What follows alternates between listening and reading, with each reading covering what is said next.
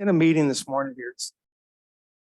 I was here at a meeting this morning with the city manager, public recs department, a person that does the scheduling, and then the assistant is Greg, and they talked about scheduling the ballpark.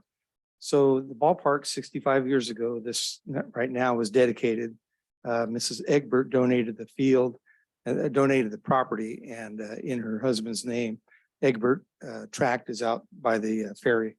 And so it was dedicated as a ballpark. And if you look up the city on the website, it talks about Egbert Field, and it's a baseball park. And the good thing is there's a lot of sports going on. We had 3 or 4 years of COVID. Now we're back. So the problem is there's only so many fields to do everything. And soccer is a great program, and it's great that they're going to do it year round now. I think that's awesome for the kids. Kids need this stuff. The problem is there's not enough parks for the soccer. So you look up on the site and it shows soccer fields at Valdeflores Park and Liberty Park, which is true, but the older kids don't have a place big enough to play. So what Little League did this year, they went to the school district and they said, can we use the parks like we used to, the lower field at Riverview and other parks? And they said yes. They had to put some money up for a deposit just in case something happened. So the soccer hasn't done that yet. The problem is soccer is they're kind of connected with the city as far as the meeting this morning was supposed to be soccer and Little League to discuss the final scheduling, and soccer didn't show up. And I believe the reason they didn't show up is because they already made a deal with the Public Works Department and the scheduler that they don't worry, you're taken care of. You're going to get it, because what the Little League said was it's a baseball park, and spring is for baseball, and always soccer's come in the fall after baseball, which is great. Now they're going to go year round. That's awesome. I think it's great for the kids. But the problem is they've cut back on the Little League use now in the baseball field, and it's pretty sad. So I've got a grandson that's 14 this year. He hasn't got to play the big diamond. This is his first year. So they've been practicing since February on the little diamond in the lights at night, because the high school has, they have first shot at the big diamond. When I played, when you go from 60 feet to 90-foot bases, it's a big difference. When you throw from shortstop to first base, it's just a whole different deal. Last Saturday was the first time they got on the big diamond, and they're playing their first game this Saturday. So these kids had never played 60-foot pitching, 90-foot bases. And it's just hard for me to believe, because I grew up playing baseball here. So that's behind us now. But the problem is they're saying that Little League can't play on certain Saturdays because soccer is going to have the field. They've got a priority. And I always grew up here, and the tradition of Rio Vista was soccer is after baseball. Like I say, it's great that they're having soccer again. The problem is they're cutting into baseball, and now they've got to change things. And like I said, my grandson's team, they're going to play their first game. They've only been on the big diamond 3 times now. So it's a big problem. And, the problem is our parks. We need more parks. We know that. And that takes money. We know that too. But what I was trying to say was the main thing was baseball is spring. The baseball park was donated by Mrs. Egbert to the citizens of Rio Vista, and it's a baseball field. And if you look it up on the website, it's a baseball field. And now because the Little League president, I think, has gone on record, and she's told me that they butt heads very seriously with the city people. So instead of the soccer showing up to do scheduling, they didn't even show up. They've got it all done, and Little League, it's a problem, but they're putting pressure on her to try and figure out some other way of doing it. So I would just hope that down long term we can find another ballpark somewhere. And I've got stories about that or other things, but I've only got 5 minutes. But I would hope that we could work together and let everybody play. But right now, maybe soccer needs to go to Riverview, or to the River School District, and say, can we use the big field at lower field for soccer games, because we don't have it. We don't have enough room. Also, Little League would like to use a small diamond, say on a Saturday, and it's Little League minors. So why can't the soccer go in the left field, maybe, of the big diamond away, because Little Leaguers in minors aren't going to be able to hit the ball very far. So you could still maybe do combination, but I just wish that they'd get a little more involved. The meeting I went to this morning was pretty disappointing, because they're not from town. They're working for the city. and they'll be here for a while and then they'll be gone. But for the citizens and the students, it's all about the kids instead of having maybe the president button heads with the president of Little League, with the public works director. That's not right. It's about the kids and playing and stuff. So this will be a precedent, the first time in 65 years that Rio Vista Little League hasn't got to play baseball on the baseball diamond after high school. High school always has preference. Little League will wait till 6:30, 6:45 till the game's over. But this is the first year that they're going to say it's okay for soccer to play spring sports at the Egbert Ballpark. And I just think until we get another field, they should try and work something out. And it's just not fair. We finally have Little League. It's one spring to summer, and they're done in June. I wish that the city would try and work together and see if they can get that worked out with the schedule. So anyway, that's what I have to say. Thank you. Thank you. Anybody else online? We have no one online. Okay, I'll close public comment. And then we're on to the minutes of March 2nd, 2023 for approval. Do I hear a motion? I'll motion. We have a second. We have a motion and a second. Chairman Walt Stanish, Yes. Edwin Okamura, Yes. Tom Donnelly, Yes. Emmett Holtzlander, Yes. Judith Adamson, Art Darden. Okay. We're on to item number 4, discussion 4.1, revised parks and recreation draft element.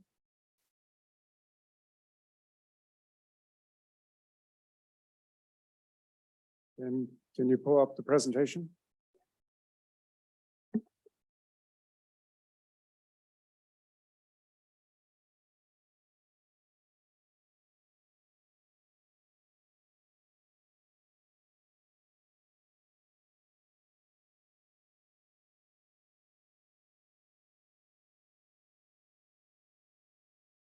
All right, the gods of technology are with us this evening.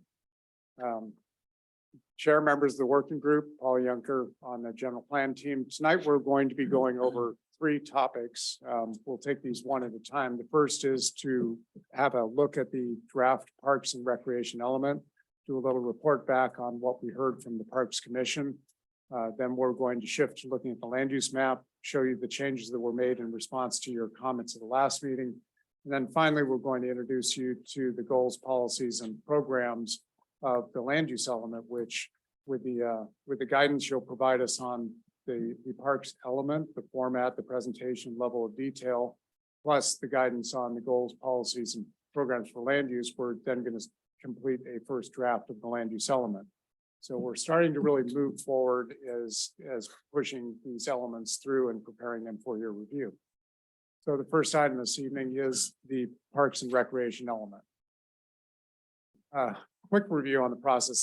This element has gotten a fair amount of review, first by this group, then an internal staff review. We did go to the Parks Commission and got their input, and then now we're back to you. So we consider this not a final element, but we're pushing towards an 80–90% draft, we think. And so we're looking for your guidance. If in fact we're getting to the right outcome on this element, it will be the template for additional general plan elements, just as far as look, feel, and level of treatment. Paul, Yes, sir. is it possible to get these first 2 pages printed and give a copy to Jim? I think it might be a little helpful for him as well. Can we get copies? Yeah. Thank you.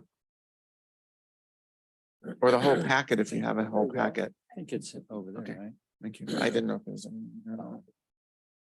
Thanks, Christine.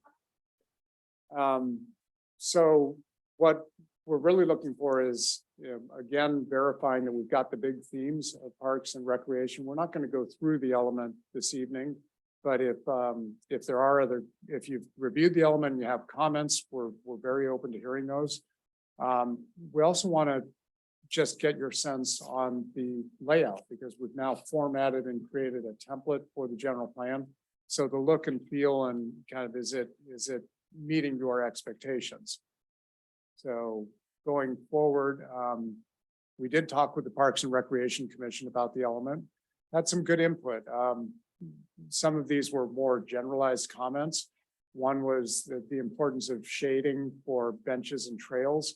That's something that won't be in the element, but we are going to be bringing design standards into the parks master plan. So that's where you would see that listed out, is where you will get into more detailed standards of parks development in the master plan, and you'll see that there.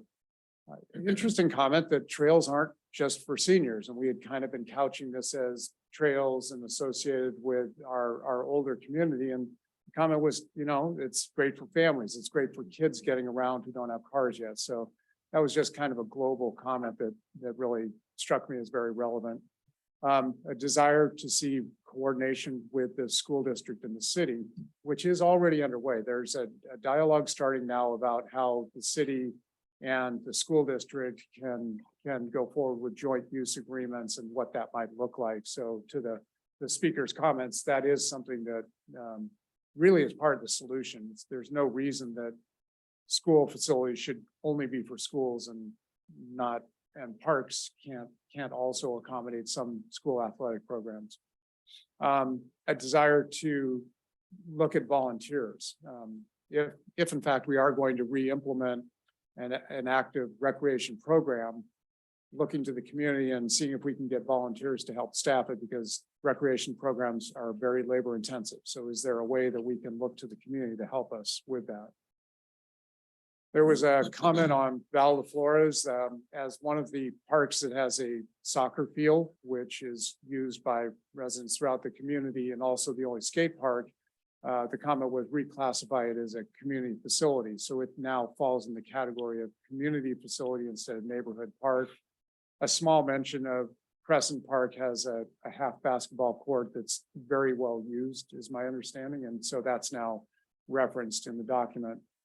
And then finally, there was a request for an additional goal, and it related to the fact that we have parks that they're great parks, but they're not necessarily maintained or improved to maximize the benefit for the community. So instead of only looking at the future parks, let's make sure we don't forget about the existing parks and bring them up. So that actually shows up as a new goal, which is to think about the existing facilities and improving them, as well as thinking about the new facilities. So those were the changes that we heard from the discussion at the Park and Rec Commission, and they've been incorporated into the element. Any questions on any of that? Okay. So this is there's a program called InDesign, which is generally used for formatting documents of this nature. We've set up an InDesign template that will then be used consistently throughout the element. This is really a look and a feel rather than content. We kind of plugged some pictures in to give a sense of how they would look when the picture goes across the page, or maybe when tables are incorporated, what would our standard tables look like? And then this is a full page map of the city. This one happens to be parks existing and future. So we're trying to keep the maps looking pretty clean, but very informative. So use of legends and numbering on the diagram. And then on this diagram, we do have proposed parks in just circles. And then when they're either existing or known parks, such as the Liberty Community Park, you actually see the parcel itself. So that's an example of a full page map in the general plan. How are we doing? Is this looking like what you would expect for fit and feel of the general plan? Yeah, looks fine to me. Is I- there? oh, Go Go ahead. Are we speaking specifically about the images that we're seeing? You're just talking about look and feel right now, right? This is really layout. Yeah, so I mean, we're not- layout wise, We're not talking about corrections on the Right. actual exhibits. We will need to get to that point. Once we have all the elements compiled, we'll undoubtedly have some corrections. But you know, We had talked about the old dump and being able to use it possibly for a park. Can we call it something else other than the dump? yeah, if Refuge it didn't pile. get changed, I was thinking Airport Park or something like that. It's on Airport Boulevard. It's not far from the airport. If you have any other suggestion, but the old dump park isn't gonna make it, so, yeah. I don't see the dump park. No, it doesn't say that, but that's what we Okay. referred to. And I just wondered if there was an official name that we're using now or not. Well, what do you think of, what do you? Airport Community Park for now, it's a placeholder. It will receive a different name when it's actually developed, but Okay. as a placeholder, it's on Airport Boulevard, sure. So if we're gonna get into that detail, then just on the legend, there's that property that's north of Airport Road next to the new proposed park. What we there was some discussion on that as well, was there not? It's a double dotted line, I'm top right-hand corner-ish. top, Beyond It's McCormick. it's next to number 17. let me zoom in on. It was originally going to be that's the airport. Yeah. Oh, okay. Yeah. Great. 17 is Airport Park. No, but does that include the double dotted line area? To the right of it? The double dotted line is just an overlap of city limit and sphere of influence. So what? I thought we feature had you're designated that as something as well, though. I thought we had in a previous meeting. We're going to get to the land use map in the next Okay. discussion, and I think we'll be able to clarify any questions there. Okay. So no real, One thing I would mention is make sure when you use acronyms that you have some sort of a glossary or index of the acronyms. And try to make sure you pick up every one that's used. I've seen a lot of documents recently where people use a lot of acronyms and they think people know what they are. But then they'll maybe give you a glossary of half of them and the rest of them, you've got to try and figure out what they are or guess. Good great comment. point, Mhm. and in some cases, even having the word spelled out, you Mhm. won't understand Oh, what yeah. something is, so. Yeah. First we'll But time. at need a least you would know definitions and a what it glossary. stood for. Yeah. And then just legend wise, ultimately, if somebody's looking at this, obviously each one of the parks is spelled out, but then you have these other designations or the double dotted line and it should be on the legend defined. Otherwise, people are going to question it like me, What the lines mean. right? And since we're picking it, Keep it going. the parks, you have, on the legend, you have the number and then the name of the park, and then we go to the next page where it defines the parks. And you might want to carry the Yeah. number from the legend over as well as the name. Great comment. We're making it too easy now, Art. These are, this is what makes for a readable document. Yeah. That's our goal, is remove any ambiguity.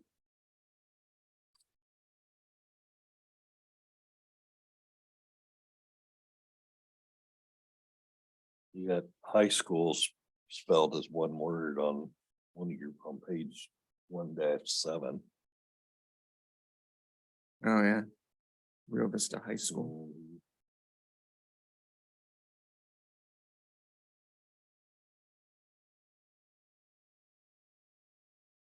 You probably want to carry that. What number page is even that? to here. 1-7.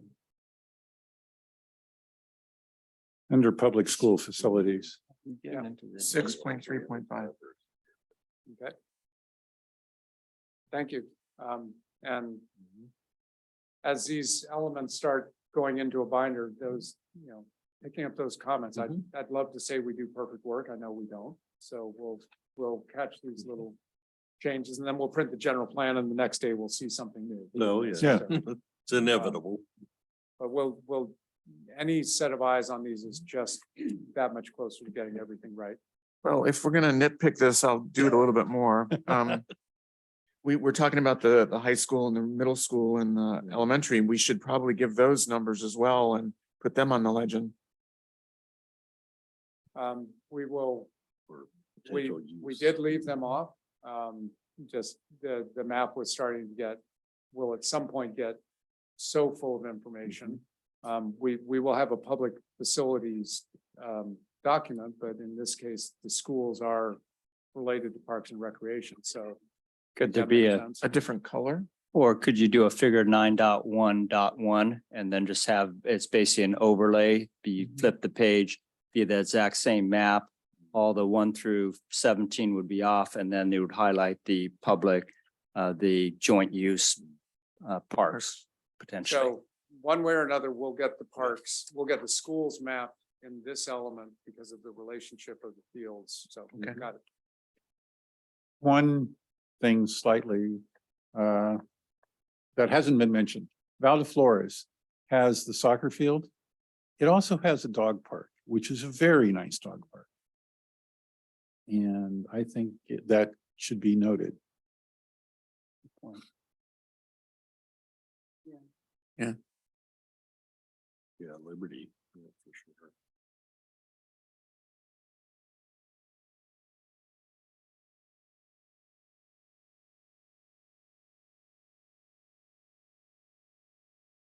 Okay, well, we'll add that into the description of the facilities then. Back in the olden days, you'd have those clear plastic things you just lay over. Yeah. In the olden days. Back in the day, Oh, we did. back when Jimmy was around. Are the page numbers just placeholders or are they set? Because I found them really, very confusing. How so? Well, got 6 dash something, 1 dash something. And then after, say, 6.5, got 1 dash 7. I just couldn't figure out what the logic was. There, apparently there's a problem in our footers because it should be one or, park.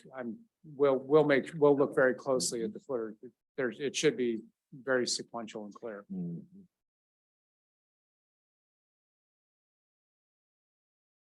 And probably in the same location on each page. Right now, they're going back and forth. It'll be a But- two-sided document, so typically you have them to the outside. comments on all the pages right now? So that's why the first page will always be on the right. Why not? All right. Go ahead. Lynn. All right, comment on 6.3.6. Just under community facilities in the matrix down below. You have youth center. And that should probably be denoted as youth center / community center.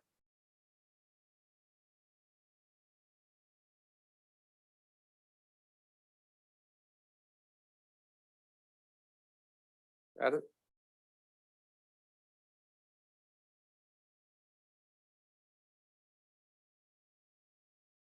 Is that planned event center? For the bed and breakfast, would it?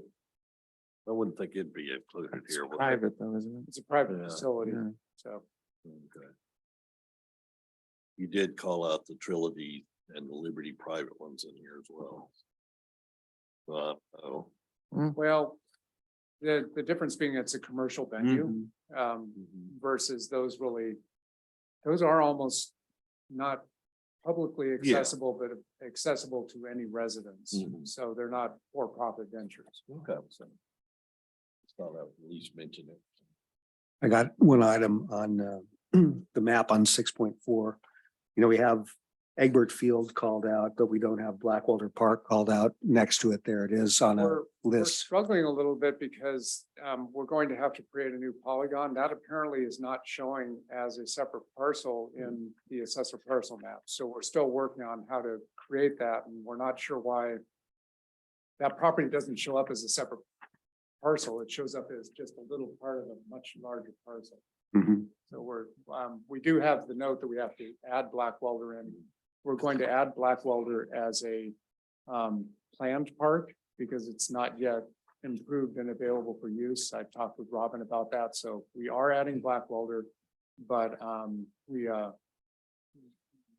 haven't been able to quite decide on how to map it because when you start breaking up polygons in GIS, there are certain implications. Right. Yeah, I noted in the table further back that there isn't any acreage that's been determined on that yet. So I guess that's Yeah, hung we up don't with the know same issue. size, Yeah. So we do have that on the list. We'll get the boundary of it right. At this point, we're not sure mapping wise exactly where the boundary is. And I guess related to that, that park's both called Blackwelder Park and Louis Teddo Park. So I'm not really sure what the current official name is for it there, but I think we should make sure that it's correct. Okay, in City Hall, I've only heard in City Hall Blackwelder, so the name that you just mentioned is new to me. What is it? Millie Tedhope. It was a kind of a later dedication. I mean, it was called Blackwelder Park originally because it was part of the Blackwelder, manufacturing area. And I think it was part of their property. Millie Tedhope was a black welder. Right. Yeah. Yeah. And so that was a later dedication that happened. What's the last name? Tedhope, Tudhope. But by the time, I think most of the long timers know it as black welder because when it became Millie Tedhope, it kind of went out of use very quickly after that, it seems. Yeah. like. I never knew that name. technically, I never Yeah. heard it either.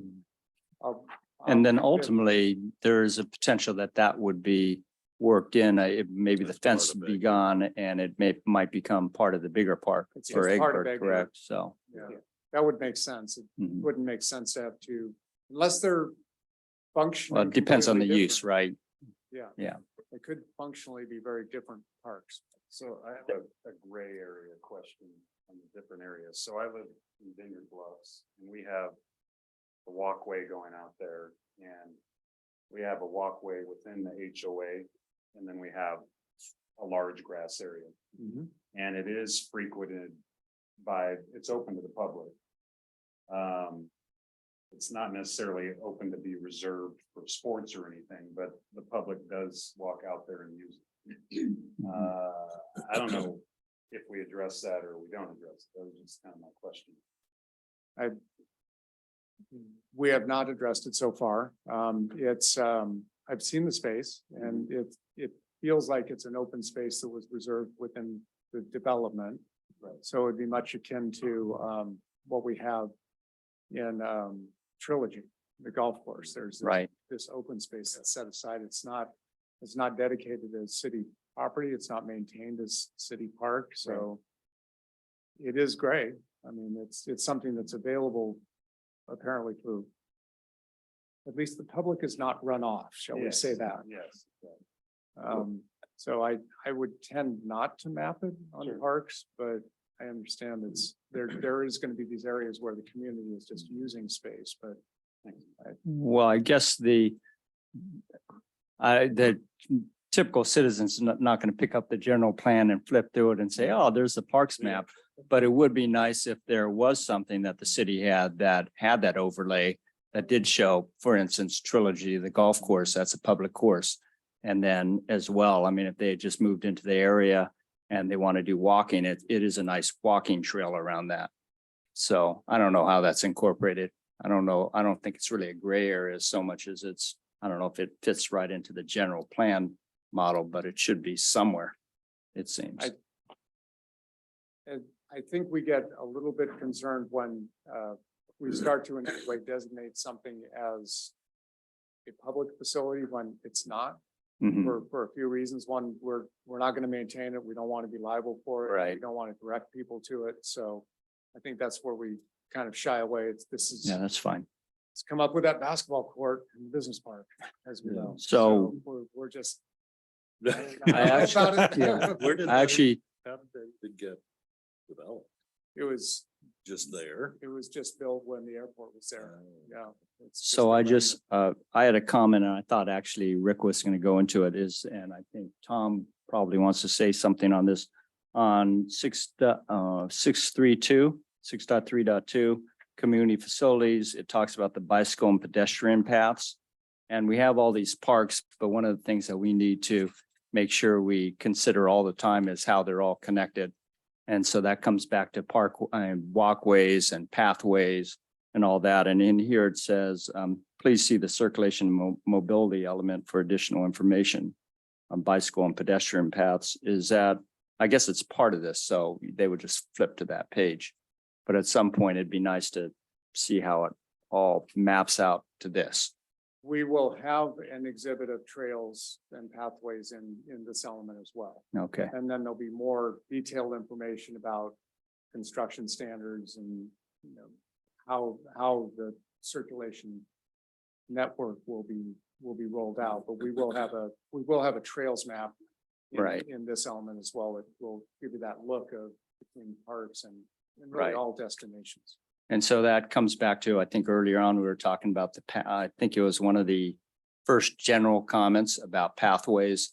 And now it's not just for seniors, it's for everyone. And so the design consideration should be around what types of uses are they going to be used for? They're going to be used for bicycles. They might be used for, I don't know if they're called the electric carts that seniors use and whatnot. So I would just assume the standards would require much wider paths versus just narrow ones that can't be navigated. Are golf carts used in Trilogy? Our golf, Yes. yes, Parts, I yeah. mean, not just for. And golf, they be people driven are down. using it Yes. broadly Yes. in the community. If you're not Yes. careful, you get run over. I've seen, and I worked in Lincoln and we actually had dedicated lanes that were bike lane and Golf carts. they weren't called golf carts, but that was essentially what they were. Electric. Well, they have those scooters personal mobility and- Yeah. things that people use when they don't have, they're not able to get around easily and they're motorized. the large- And it would be nice if there's a trailway system all the way down from the senior communities all the way downtown. Probably run out of battery, but batteries technology is getting better. Charging stations. Yeah, charging stations. Just need a turbocharged golf cart, right? And my scooter makes it down here.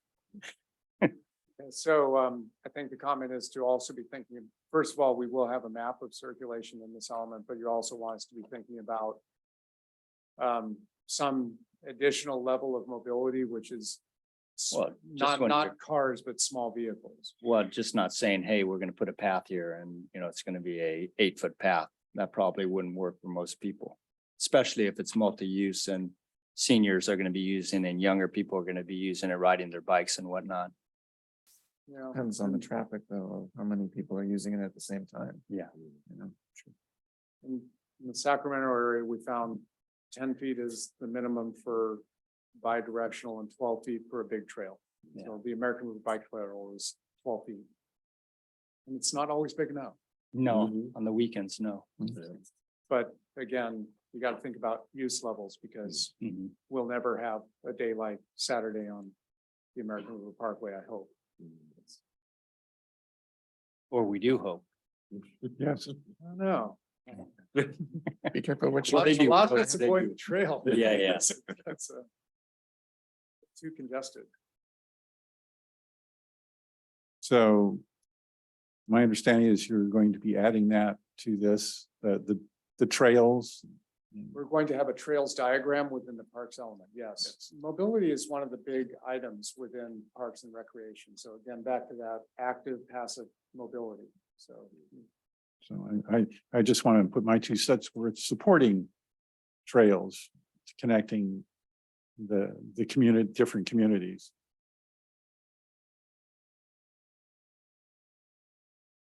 Okay, I think the both of you segued into one of my major points here. And I think one of the best things about the last general plan we had is we had a defined loop trail that basically followed the drainage swale around the community.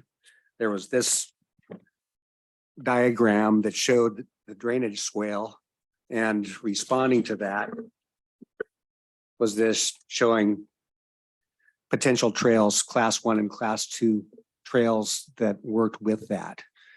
And I think the thing that was really nice about this is basically kind of one end of the loop trail ended up somewhere around DH White School, or it went right by DH White School. The other end was down by Riverview School. And then, in the middle of the trail, there's probably some pretty good access points to the high school also. And, this is an area that's not really going to be a buildable area for contractors. And I think it's just really important to be very specific about this with Caltrans doing the Highway 12 improvements. And I hear they're looking at flattening out some of the grades in there. We really need to have a protected crossing there under the highway for this kind of a loop trail. And what we talked about before was something like a box culvert at least. It would be nice if it was more of like an open bridge kind of thing, but that's probably budget wise, not really workable, but they're going to need to deal with managing the water through there. And why not make it so you can manage the water and actually have a trail allowance through there so we can have a protected crossing there for kids, everybody in the city. So I can give you just a couple of reference pages from that general plan. Sure, please. The diagram of the drainage swale is page 5.12, which is part of the community character and design portion. And then the map was 8.8-37, part of circulation and mobility.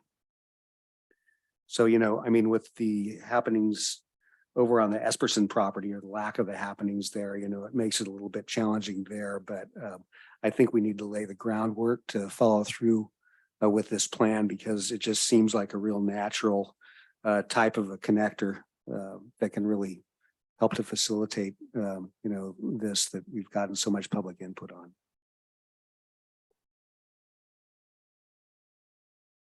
I agree. There, just a comment with regards to the highway and the work that they're gonna do out there. And I don't know if anyone has an answer, but would they be able to do the work after the highway's already there? Or is this something that needs to be pushed really, really hard right now to at least It get needs to a? be pushed now, because I mean, they're looking at flattening the grades they there. are. So it means they're going to take some of the peaks off and they're going to flatten out some of the bottom areas. So they're going to have to facilitate drainage through there. Is there a specific location where this grade separated crossing makes sense? Yeah, it's right at right at the the front. bottom of the drainage swale. If you look at that Highway 12, when it comes out of town, the low point between the hills coming out of town is the natural spot. So it's by church. No, it's not that far out. Rechurch. Yeah. beyond the church. So it's about halfway between yeah, just after Rechurch, but I'll give you these diagrams after the meeting. Great.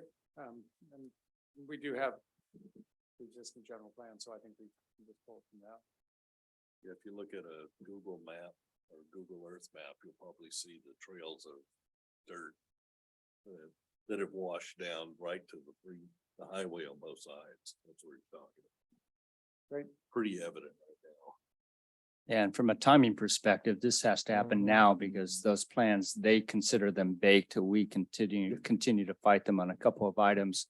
But that would be a pretty major piece. And I think it'd be helpful if it was in our general plan, because then we could forward that piece to them and say, hey, this is the vision for the city.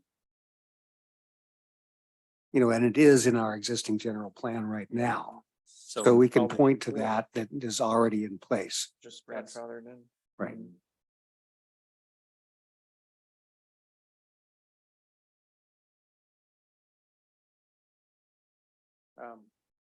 My little town of Folsom, we have a lot of creeks and drainages, and they did exactly this. I mean, not all the crossings are pretty, but you can go under the big roads without getting off your bike or without Right. navigating your way across a 4-lane street.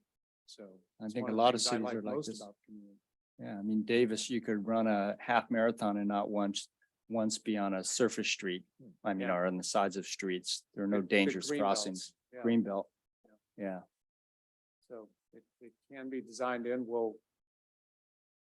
it's gonna take some political pushing, because Caltrans tends to do what they're going to do, so. When we Yes. see the trails map. We're working with Fair and Piers, our circulation consultant, and they're going to help us with trails planning, so that is a little bit down the road. But it sounds like we can't wait. I mean, I wasn't aware of there being very natural. This is places. from the existing general plan. We already have a map. Yeah. So.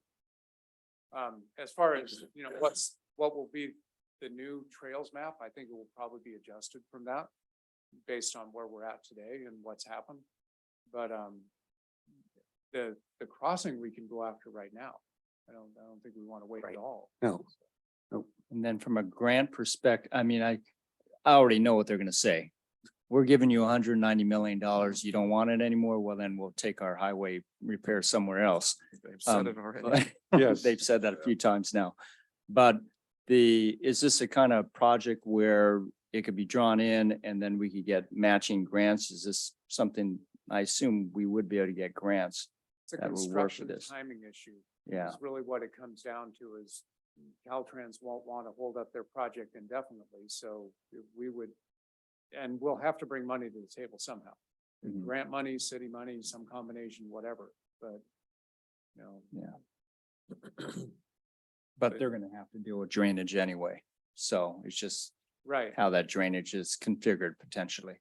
And that's part of phase two, so we have a little bit of time on our hands, Mhm. so. it's not part of phase one, where phase one stops outside of, right of the city limits. I believe so. Mm, Up by no, I Bryan or think- something. No, there's 3 phases, Right. so Right. it's further back. Yeah. Okay, Yeah. so we So- have a little bit of Yeah. time because, Yeah, it's phase two is what is It's what we're it's talking part about. of, yeah. From Somerset to Bruin. Yep. Yeah. I mean, they can always bore underneath later, but you know, it's a lot easier while you're already there. to- yeah. And if you're Do it putting, now and it costs an extra $500,000, do it later, it costs Right. 5 million. Yeah. Yeah. So. Right, and if you're putting, you've got to put some kind of drainage through there anyway, right. It's just, we need to make it larger. make it bigger. Right. It will be a sump. Semi-truck size It won't versus drain. Volkswagen. It will be unless the road is raised up quite a bit, Mhm. it's not gonna be a natural drain line anymore. It's gonna go down. Drop below. Yeah. So. I love this stuff. I was a parks and open space guy before I was a planner. I think we should encourage some lighting in it also.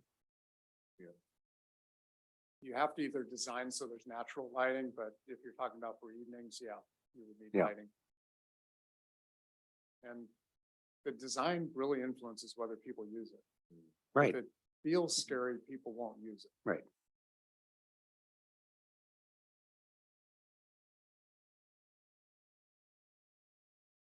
Great input. Anything else?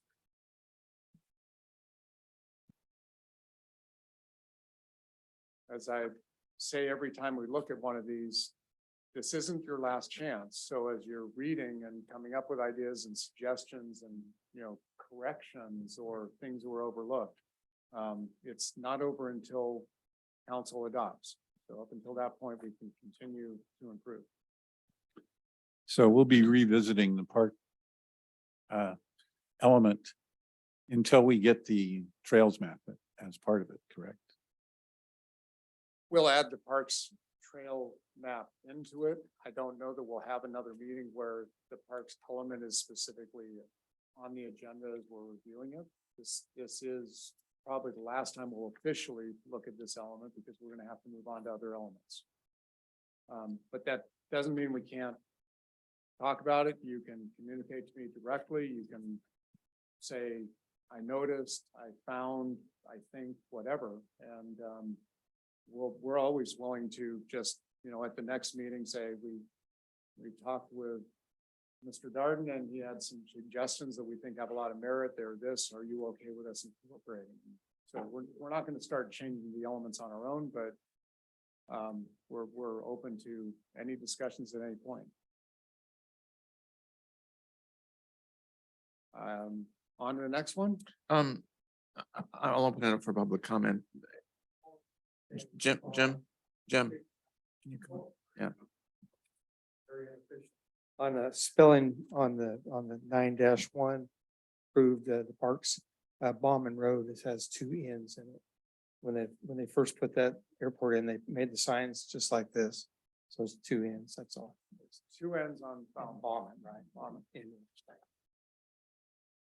Anybody online? No one online. I'll close that part of public comment. All right. Okay, are we ready to move on to the land use? Do you want to talk about it all, the policies, the way you've written the policies? In parks, Right. The policies have been looked at once by the working group and then looked at again by the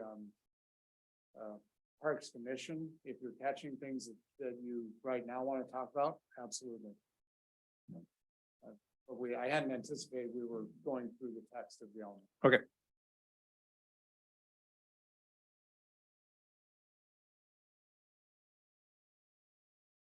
I already have.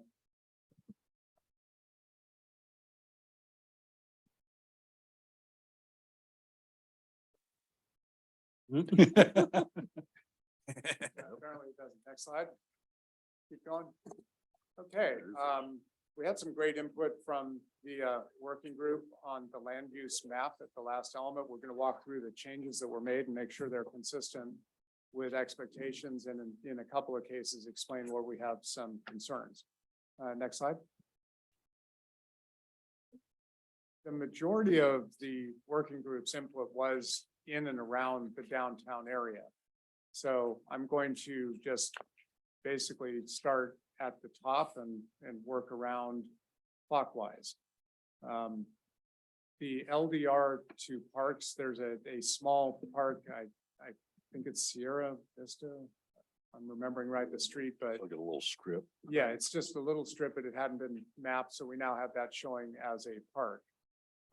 It was mentioned that the fire station was shown incorrectly. Actually, what was incorrect is the alley was drawn as going through the fire station, whereas that alley actually jogs. So we relocated the alley properly, and now that's reflecting the fire station in the alley correctly.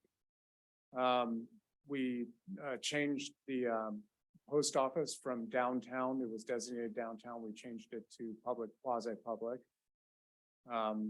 And City Hall property and the community center next to us had been designated public, quasi-public, and the working group said that really should be part of North Waterfront because ultimately this use won't be here in the long term. It will be relocated, and we wanted to signal that to the world. So City Hall is now designated as part of North Waterfront. The middle school was incorrectly identified as I think it says multifamily, but it was actually medium density residential, I believe. We've now changed the middle school to public, quasi-public. The next one, the note says MF multifamily, it's actually high density residential, I think, but to public, quasi-public. And this was at the direction of the working group because apparently regularly there's boat trailers parked across the street. It's used. The problem is that site was already identified within our housing element as a higher density residential site. And we're uncomfortable with removing it at this time because the housing element is under review by HCD. And anything we do to that site's inventory, particularly our higher density residential sites, would raise flags at HCD. And so we really don't want to upset that process because getting through HCD is already very challenging. So at this point, staff would ask that we not redesignate the property across from across the street from the middle school and to the public, not change it to public, quasi-public. Does that make sense? Kind of stumbled on that one a little. Isn't that a drainage area though? At the very bottom of it is Yeah, it's, yeah, Because, absolutely. swamp. yes, It is, but any site is buildable with, proper site preparation, building up the grade. So it's considered a viable site for our RENA inventory, regional housing needs allocation. So removing that would cascade through all of our tables and cause quite a number of changes in the housing element that we're in the process of adopting. So Paul, how big is that space? it's 2 or 3 acres. It's not huge. Then there was land that was between downtown and I think it's California that had been designated as part of downtown, and the working group said that really is more residential, so it's medium density residential. It is residential neighborhood in character, so it's no longer has the red downtown designation on it. And then the last one that we have to discuss a little is I think I've seen it as Bruna Vista and Buena Vista Park, but it's the site with the Chinese or Japanese? Asian, let's go with Asian. Go for Asian, because I've seen it as both. So Asian grave markers. The working group said designated to public, quasi-public, consistent with the cemetery that's next door. Our Public Works Department's uncomfortable with that because it is designated as a park, and they think it could be used as a park. I guess there's some question about whether there's actually any remains at the site. There may or may not be remains at the site. There are the monuments, the markers, but Public Works was not comfortable with removing the parks designations. So I think you guys can trump Public Works if you want, but I just wanted to express to you the concerns that were relayed to me. So I would just ask why are they suggesting it shouldn't be? I believe that changed. there's some recreational use there already, that it's available. That's how it was explained to me. I'm really I'm conveying I don't messages see that that. I've heard, but yeah, it's in the inventory of parks right now. To make it a usable park, it'd take millions of dollars to grade that, to make it usable. It's not really usable for anything other than if you were to, something commercial came in like City Hall, and then you would raise it up obviously and level it. But I don't see it viable. Yeah, I think only recently did I see Okay, two people So with a the dog message out to there. Public Works is using thank you this. for your input. Nobody. Okay. Yeah, I think, Yeah. Never seen anybody I- there. I think Edwin and I have been in discussions in the past about City Hall location Right. there.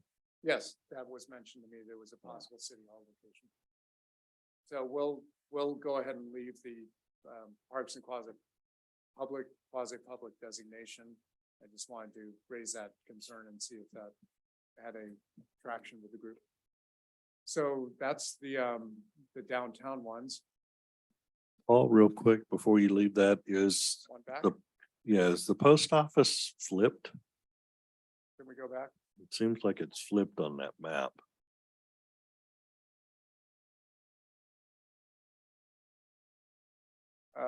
Flipped, and I believe it's in, you think it's not in the right? I think location? it's more to the Well, it's just showing the building. west, south. Well, whatever that- you- actually, Not the parking lot. The problem is the parking lot isn't showing, that's Oh, correct. okay. Yeah. So we do need to correct this because it's the building plus the parking Mhm. lot is the post Right. office, so that Right. is an error. Good catch.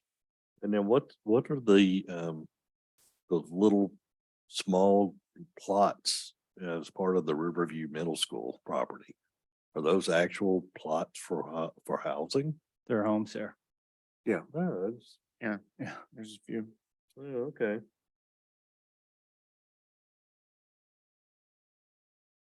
I think that's the only Next. couple things I saw. Police department has been redesignated to business park and the expectation that it will be relocated at some point. Next slide. This area is going to take a little bit of explanation. First of all, the working group did come to the conclusion that the industrial warehouse behind the residential wasn't really a viable designation. We've also had some discussions with the Bay Delta Commission, and those discussions are ongoing, but they've expressed concerns about the city placing any urban use designations to the north of Airport Road. That's part of what's identified as the primary Delta zone. And their feeling is that that land should all be preserved for agricultural uses. And when I try to explain to them, but it's sand mining, it's a capped landfill, it's a sewer treatment plant, it's an airport, it's a Caltrans storage of riprap, it's everything but agriculture. I'm not sure how much authority the commission will ultimately have in this decision, but be aware that we're talking to a state agency that's saying we shouldn't be placing any urban designations northeast of Airport Road. So this is going to be an ongoing discussion with the commission as we try to find out exactly how much they care and exactly how much they can dictate what land uses we apply. So. Bring it yeah, on. I think they're getting stuck in their own little policy world and on the ground, it makes no sense at all. There's no agricultural value out there. Planning to bring a huge pile of dirt in there, bring it all up so they can plant on top of it. Well, it's, After they it is clear off. used, it's used for grazing. So it is used for grazing, but typically when you talk about agricultural lands, you're talking in terms of prime farmlands of statewide significance. It's not that at all. So, but at this point, we still are showing the residential on the north side of Airport Road. Next slide. And then that entire property that's blue is the city property, and we haven't really delineated what portion of that is for the wastewater treatment plant. So as I talk with Public Works, we're not sure exactly how to draw a line because we're not sure exactly what lands ultimately will be used for, probably for disposal fields. You know, as you have treated clean water, you still have to irrigate it out somewhere. So at this point, that public quasi-public designation has replaced any of the industrial use designation that was along Airport Road. So in previous maps, we had a continuation of that gray strip along Airport Road, and that now has been replaced with public quasi-public for the time being. So there's a lot going on out here on the north side of Airport Road that is still getting sorted out. And we'll continue to work through that, but we're going to have to report back because right now there's some unknowns in this area. So that's what we've done with the map. Any questions on that? Yeah, I have a question. That RV storage facility that's out there, Which one? not airport, not the big one that they're adding on to right now. The one that's, no, I'm the one that's down there closer to River Road, the one, I think it's called RV mini storage or something. And there's all those RVs and boats back. And I was trying to figure out whether that is on the part of this property that we're talking about that's not part of the city, because what we're talking about right now is not city property, but it's within our sphere of influence, correct? Apologize. We have the Airport Road self-storage, which is adding boat Right, storage. right. Is that what you're talking No. about? It's the one Okay. closer No. to the river. It's the one closer to the river. The new one under construction or existing? It's an existing one. Okay, I'm less familiar with the It's- existing ones than with the newly. It's somewhat constructed ones. incognito, you know, unless you look over to your left when you're going that way, you kind of just drive right by it.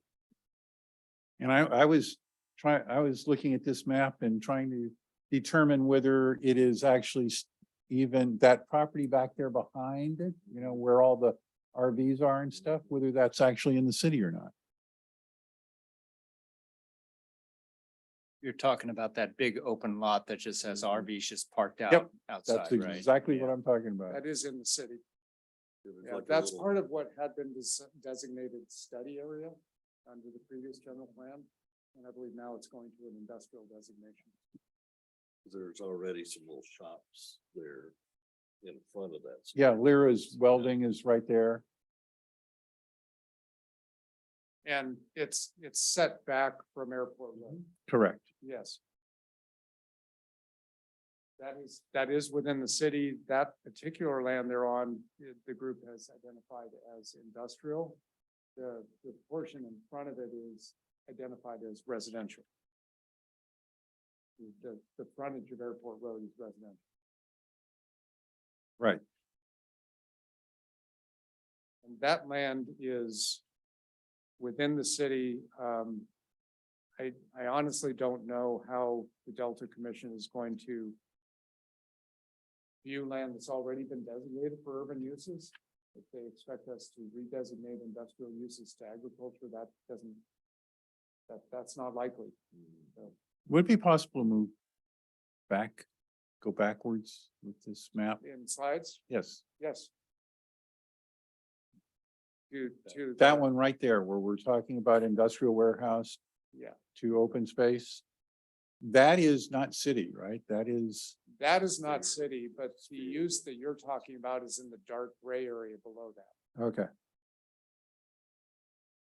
So that area is sphere of influence, not part of the incorporated limits of the city. Would there be any benefit to incorporating it? Typically, we would have to go in with some proposal associated with it, a development proposal. And if you were able to see the underlying land, you realize that it's ponded vegetation. And there's also areas where there's storage of riprap. So that may be either state-owned or under mining contracts. So I think the short answer is I don't think there would be much benefit to bringing it into the city because of the existing owners and commitments for use. Probably don't make it available for development. Isn't some of that within the floodplain of like 100-year flood or 500-year flood? I think it's flooded, some of it's flooded right. Oh, yeah, probably, yeah. Some, not all, because we did look at the flood maps when we were thinking about what areas to expand. I to. remember it kind of reaches up into that area. a Yeah, little but there is land above the 100-year flood. Within the SOI area.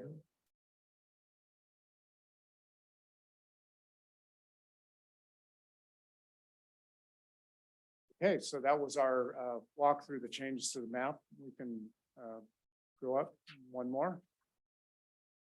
We're going to jump into the land use goals, policies, and programs now. Just a quick reminder, goals, high level, where we want to be at the end of the day.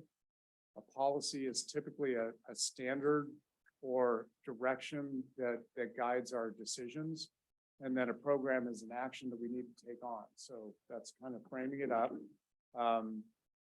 Please pick your most important programs, because if at the end of the day, we have 200 programs to pursue, we might not be able to get through them, and we might wonder which are the real priorities of the city. Go ahead.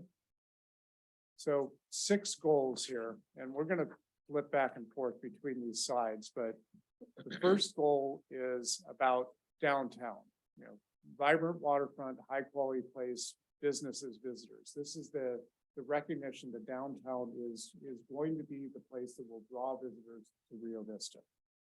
Next one is about our family friendly small town character. And honestly, either this quality of Rio Vista or the river itself, they're the 2 most cited aspects of what people love about Rio Vista. It's the small town, it's helpful people, it's neighbors. So what can we do from a design and development perspective to maintain that? Create a community with a variety of housing types.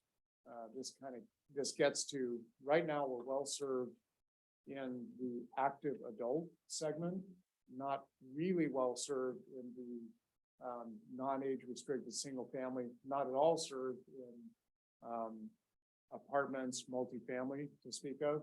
We really don't have the next stage after active adult, so senior care facilities. So there's a lot of segments of the population that are not well served in our housing right now.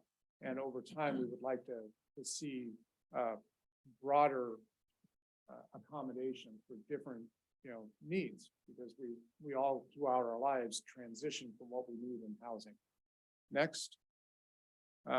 Preserve historic cultural features. And this is really going to relate mostly to the core, the older structures, the older homes, the older commercial buildings, but the history of Rio Vista. Number 5 is about really commercial development in the downtown. So this would be, retail, yeah, obviously the services, office, entertainment uses, all those things that would make downtown Rio Vista a place worth visiting for our residents and for tourists. And then the last is similar, but recognizing that industrial uses aren't as glamorous or as pretty, but they are, can be a backbone of a local economy of jobs. And so we both want the retail jobs, but we want to think about jobs that are not retail oriented, and whether that's manufacturing, research and development, but everything from high-tech industrial to more just typical construction related. Those are our 6 goals. Are we getting the big outcomes? If we achieve these, would we get to where we want to be as a community? And what maybe is missing? I was reading through these today. And what struck me is we are inwardly looking, we are meeting the needs of our community. The residents in our community. We have a lot of things that we're addressing, how the residents live and enjoy life here, which is absolutely important. But I don't see much in economic development. I don't see much on how we are outwardly looking to making Rio Vista a place that to encourage, whether it's industry or business or anybody to come and spend money here.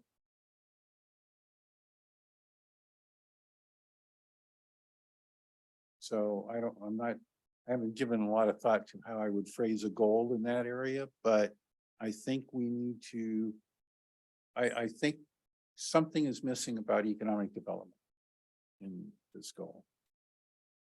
Anyone want to follow up on Art's comment?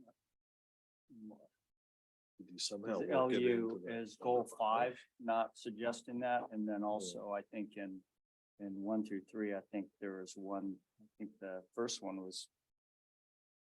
So number Can we go 5, back is one, that not Ken? economic development? And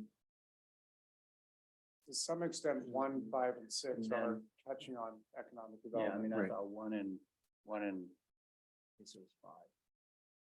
Back to the next Yeah. slide, Jen. Maybe the wording could be changed a little bit. To strengthen the.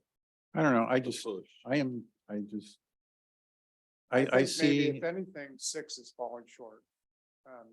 It's going in the right direction, but maybe we can read past that. It isn't necessarily just industrial uses, and maybe compatibility is, sure, we have to have compatibility, but that may not be the part of what we really want. It's diverse, robust economy.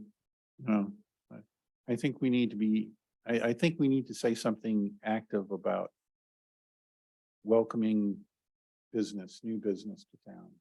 How do we reach out to, because it's, in my mind, it's very important from a tax base that we not only build our residents, provide homes for people to live, but we need to provide places for people to work and bring money to town.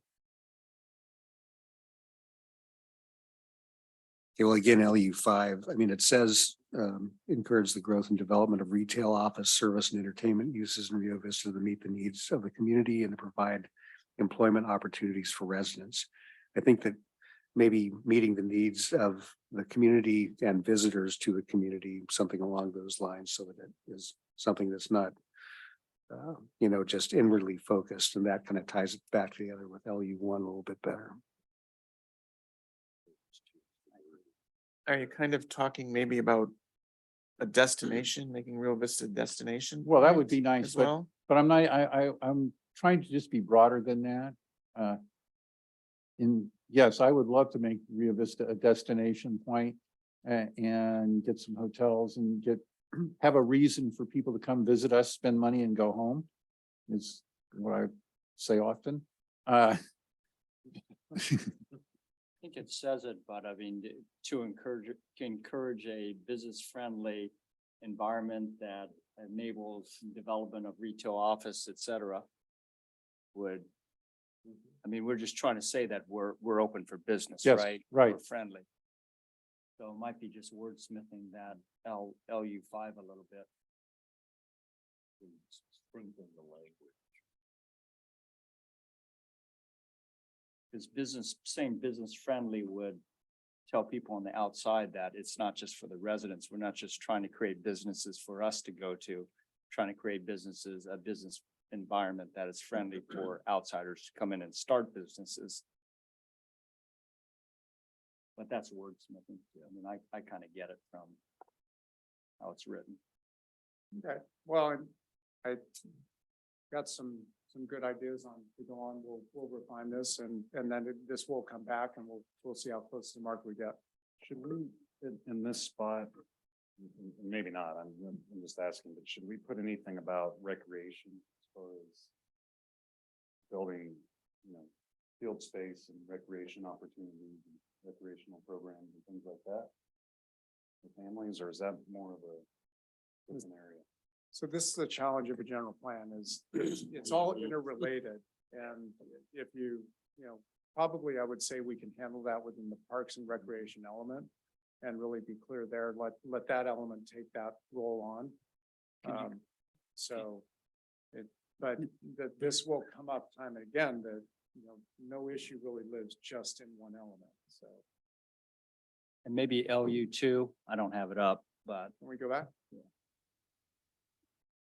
Add something family in there. friendly, something could probably be thrown into that to include recreation.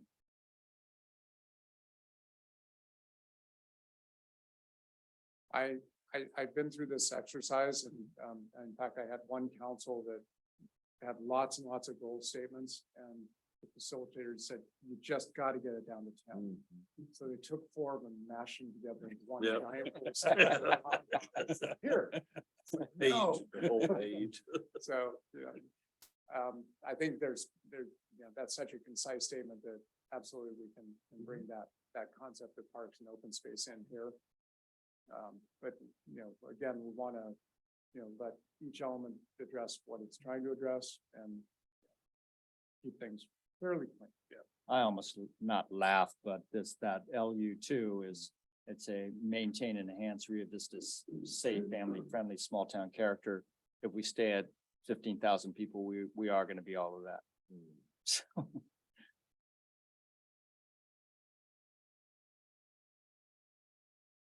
That's a fair point, and we should always be looking at these and say, okay, what do we need to do? And is that, how do we stay family-friendly small town?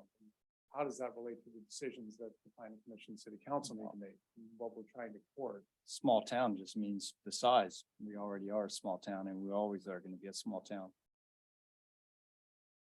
15,000 people. The character is the difference. Yeah. And so I mean, you really do enjoy a nice sense of community here.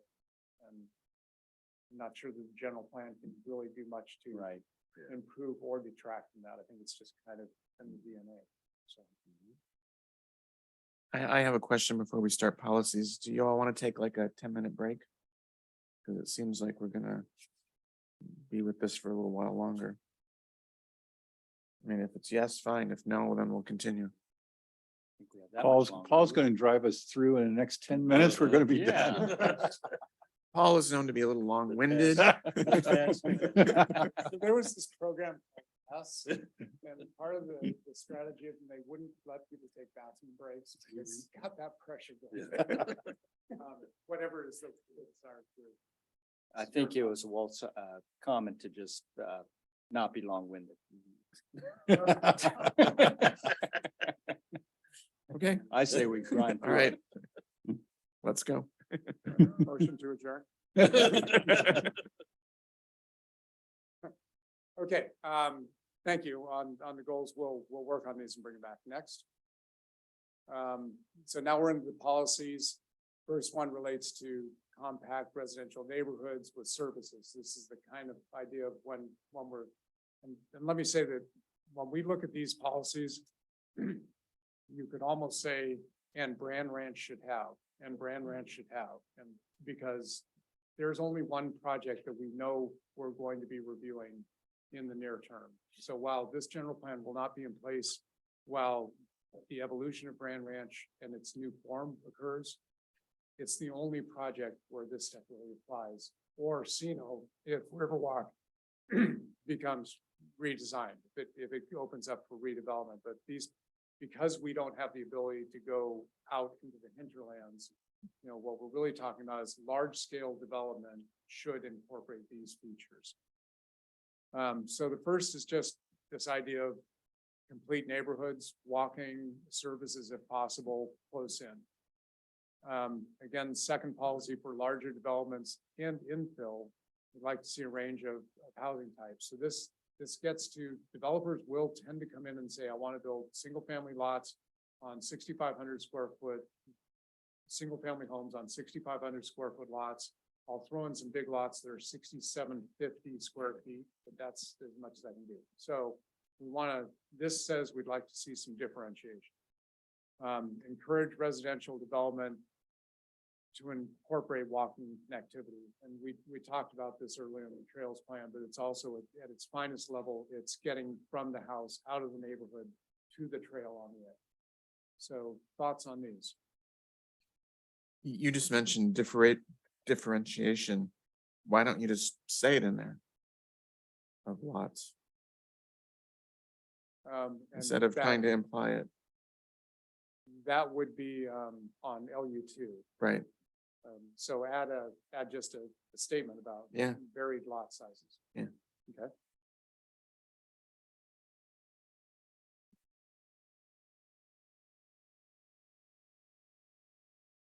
Well, you can end up with small little pieces every now and then.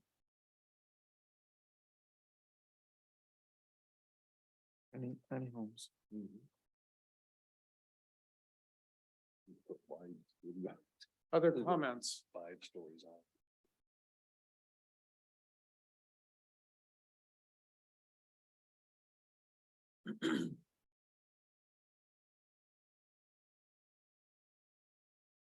Okay, on to the next slide. So LU4, this is about downtown. We're looking for character reflecting the styles that exist and adding to the historic character, mainly related to new development. So if new development comes in, we'd like it to contribute to and enhance the historic character in downtown. LU5 is kind of a general planning long term of high quality materials, enhanced architectural design. But what we're really looking for is, use materials that are attractive and add to the downtown. So using brick is a higher level of treatment than stucco, for instance. So, LU6 encourage development in the waterfront, north waterfront to be mixed. So this residential, commercial parks. We don't necessarily want to have a single big undifferentiated project, although maybe if it's the right project, that would be fine. But the idea is we'd like to see a mix of uses. Thoughts on those policies? Is there a way of protecting river view? And what I'm thinking of is, let's say that on Second Street or something, I come in and I build a 3-story building or a 2-story building, and then somebody says, I'm going to take this property right on the river and build a 5-story property and block the river view from back, from those those buildings on Second Street. Is there a way of differentiating where it's a sort of a step up? You certainly could, and the waterfront specific plan gets to some of that. It talks about the form of development, and we could go into the waterfront specific plan to get that idea of tiering up. I'm not sure that you necessarily want to do that, because if you could get a taller building on the waterfront that took advantage of that, that could be really a wonderful asset for the community. But I get the concept of, I just built my nice 3-story building that had a beautiful view and now it's gone. That's why you buy the property on the waterfront. Sure. Build a 10-story. And I think the waterfront specific plan does account for having airways or areas where you could see through to the river from the street. View corridors. View corridors.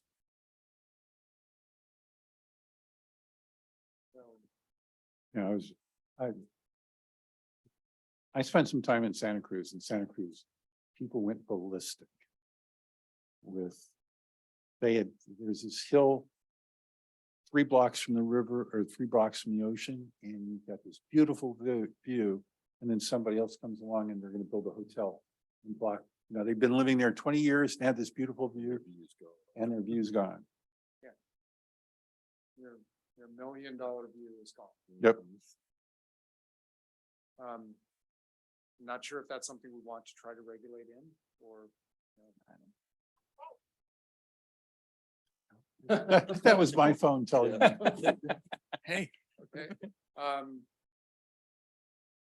So if nothing else, we're gonna go to the next one.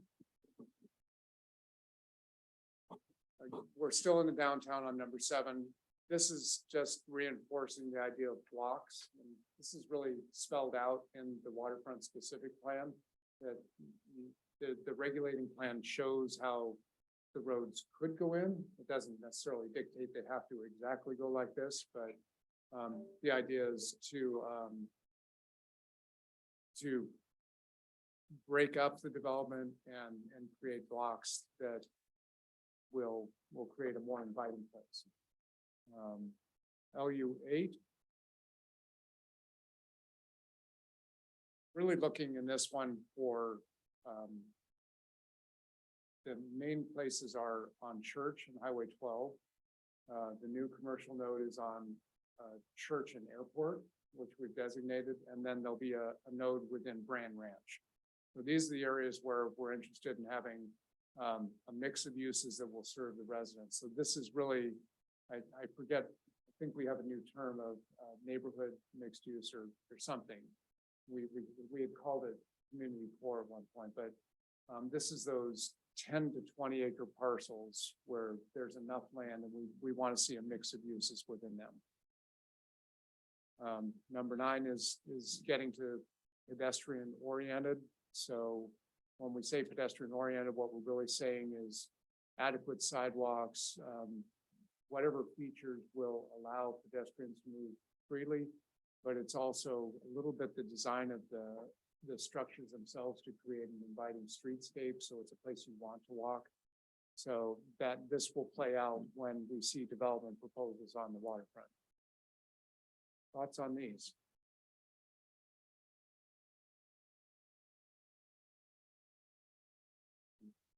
Okay. Rolling along, next.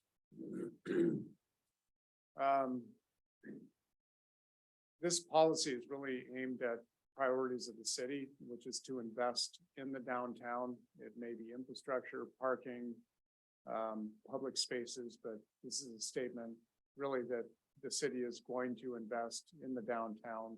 And when, you know, that again, the reality of that is the council will have to identify its priorities and identify the projects that are most important to creating a downtown that's vibrant and inviting.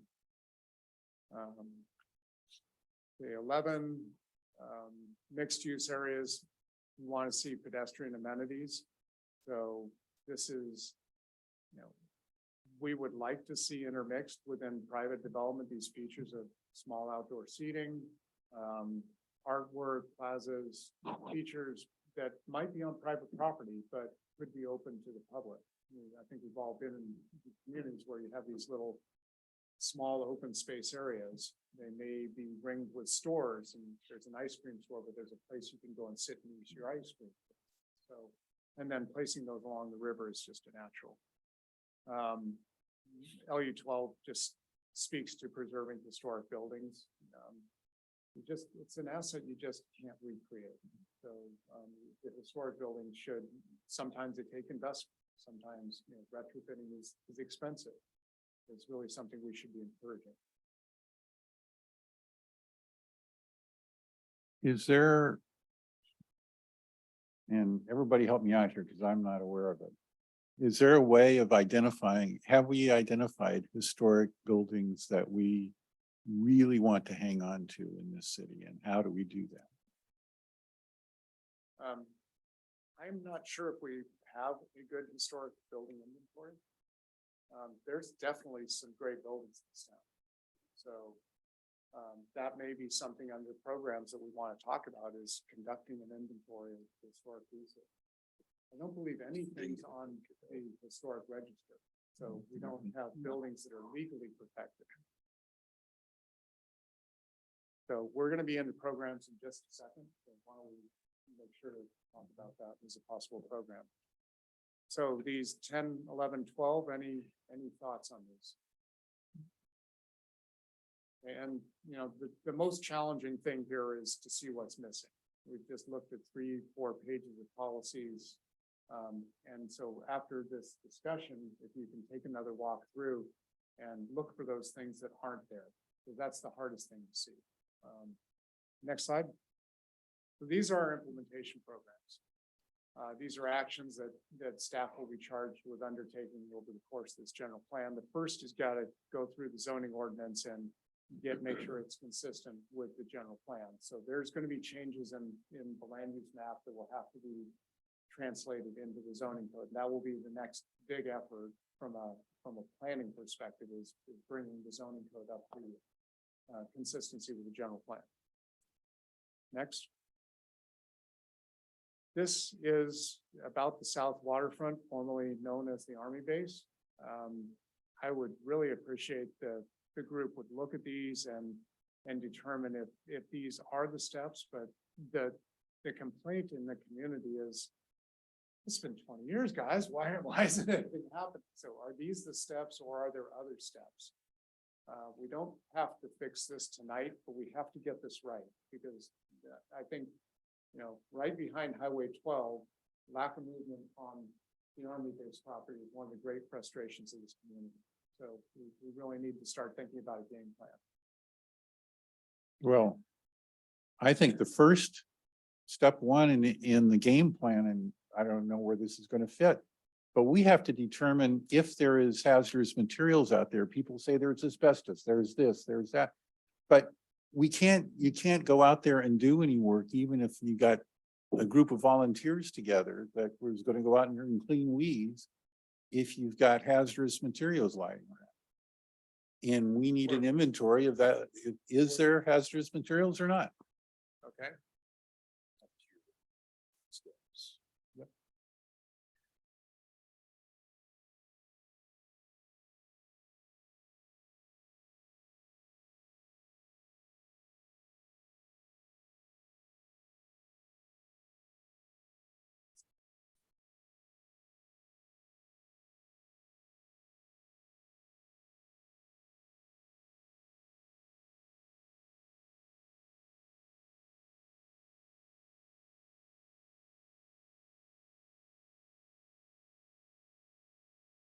I think that is a spot on comment. And we are actually trying to push the feds to do that, give us an inventory. We'd much rather have somebody else do it for us. Yes. But if we can't get that done, it still has to be done. So, okay. I think with the first statement, we need to broaden it a bit. Determining the feasibility and likelihood of partnering with other public agencies to facilitate site development. I think that's what we've been trying to do for the last 20 years without it bearing any fruit. So I think it needs to be partnering with other public agencies or private entities.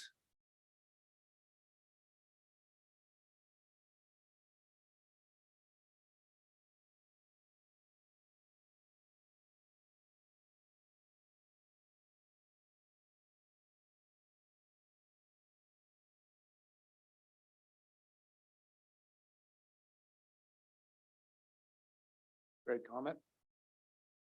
What else can we do to improve this?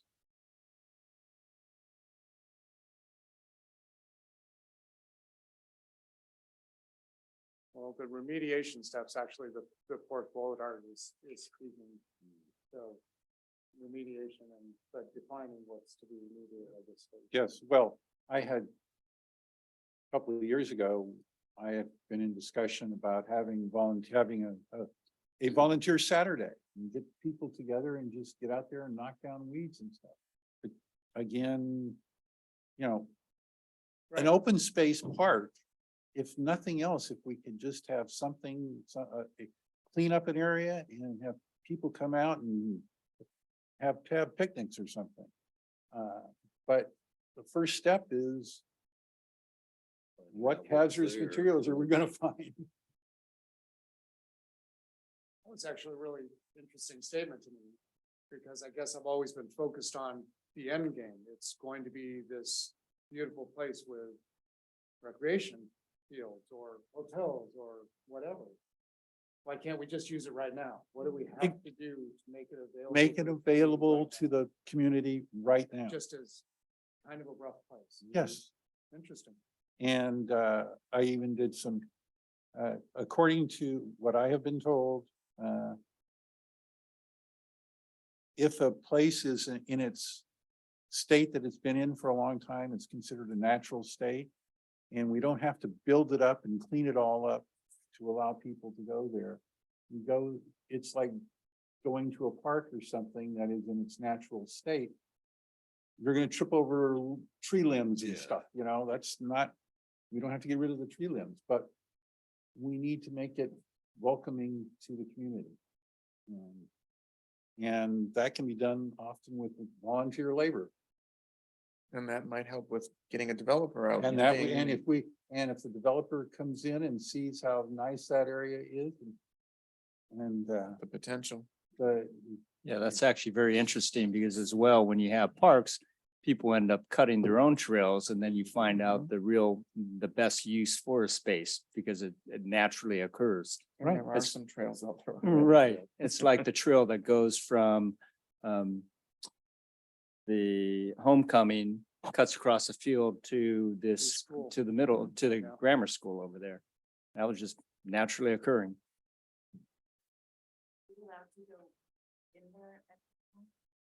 I don't believe so. I think it's all gated and Fence. locked. it's all gated, locked, and no trespassing signs. There are.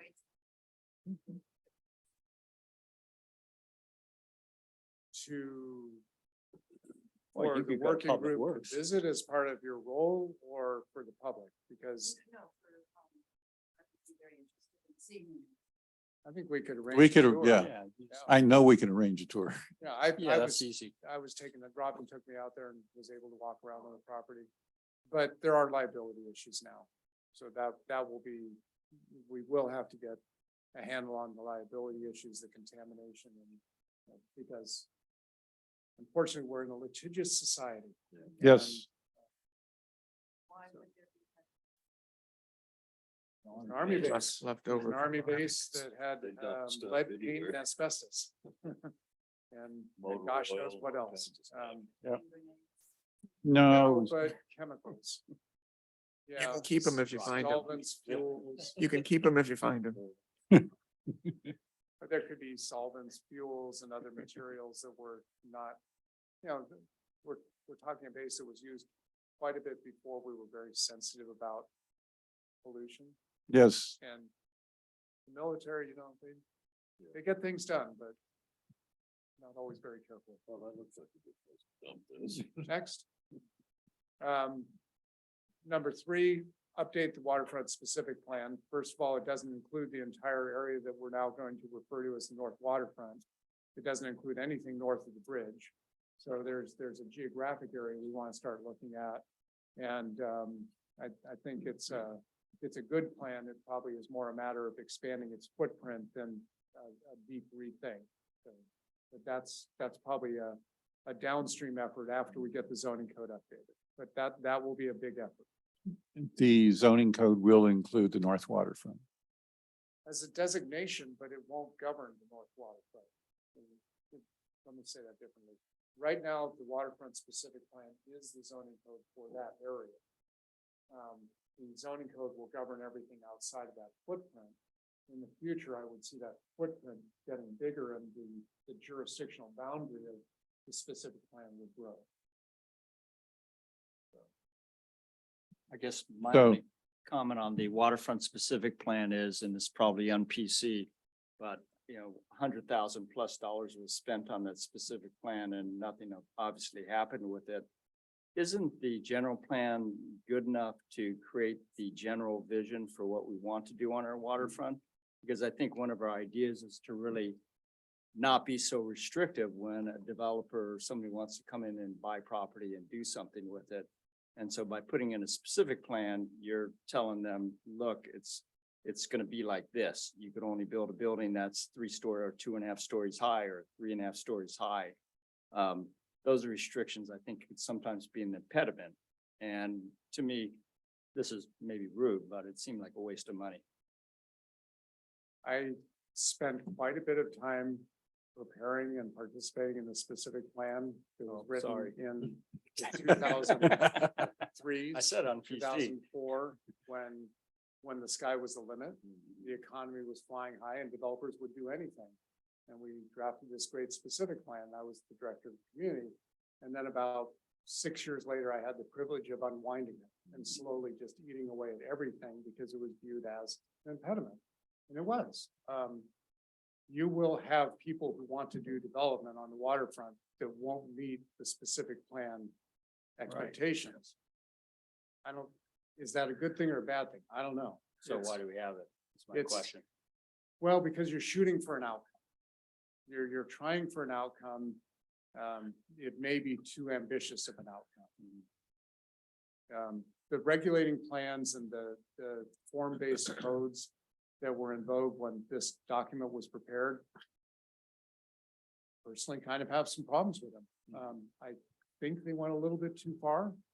But what's the right place? It's probably not just throwing open the doors and saying anything goes. Because I don't think you'll like what you get at the end of the day under that approach either. So Well, where's the right place to land? yeah, I don't know. I mean, it just seems like our general plan is laying the vision for what we want. And so therefore, as a planning commission makes decisions, weighs in on decisions, they're gonna be using that as their guide. And it won't get into specifics like how many square footage a building could be or whatever that might be, because it's gonna be dependent on developers. Just keep in mind, Anyway, I'm just saying, you've- it seems you've like got a lot of money to waterfront. spend on something as a program when we could use 100,000 or 200,000 on something else quite I- effectively. I would not recommend you spend more than 10 or 20 grand updating the specific Okay. plan. It doesn't need to be Fair the enough. effort that went into the original waterfront specific plan. But you only got one waterfront and you have to decide how prescriptive you Sure. want to be. So Well- that's the challenge, is the trade-off of I could get development or I could wait for something better. And that's always a hard decision.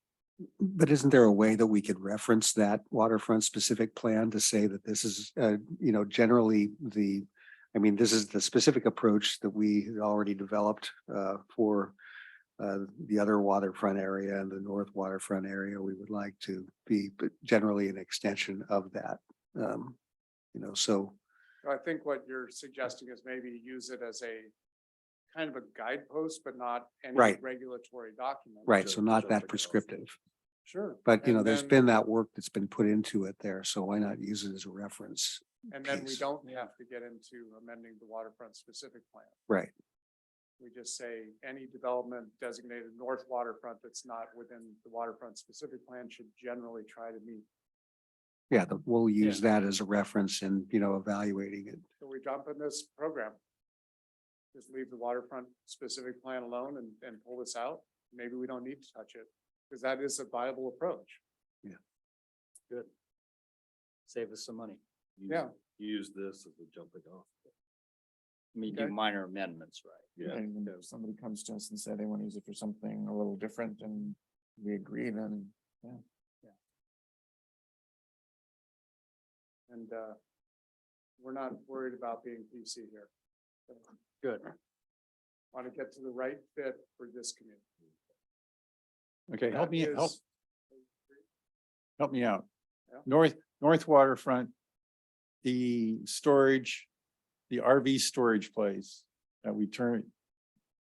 Where would that fit? Right now, that fits because it's, the zoning allowed it. Is. And would it fit after we do all this, would it still fit? No, No. no, it would not have been allowed under the new designation. What we'll have to do is, if we're not going to rely on the waterfront specific plan for the north waterfront, we're gonna have to be a little bit more explicit in the general plan. or in the zoning code. We can do that. We don't have to turn it into a standalone specific plan document. Yeah, and those properties would end up being non-conforming, as you explained earlier, right? Right. Yeah. Yeah, but my concern is that we zone or do whatever we need to make sure that it is clear that it is non-conforming. Or Yeah, isn't it? I thought you said the rule is that if they sell it to another person that's gonna use it for the same use, it'd stay as a non-conforming, but after a certain period of time, if it wasn't used for that intended purpose, then it would resort back to what it should be. operations cease for 6 months. Right. That's what the code is. If it goes dark for 6 months, it doesn't get to reopen. They will never let it go dark for 6 months. Yeah, no. Let me catch up on notes here.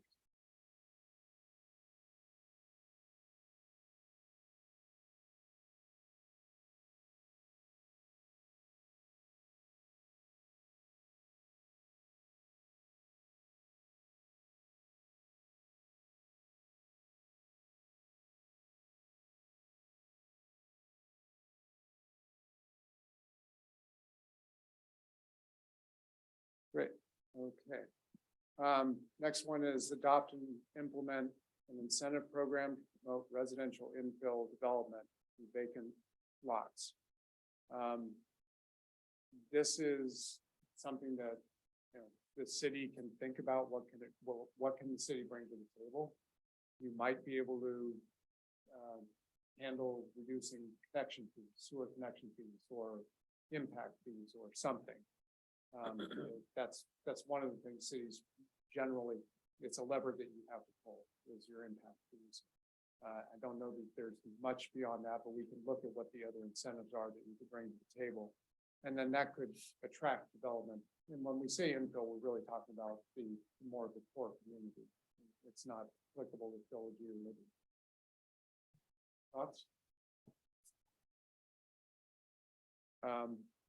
Provide information on incentives to restore and preserve historic properties. This is, maybe a good thing, but maybe not as priority. I'd like to see if that's resonating with you.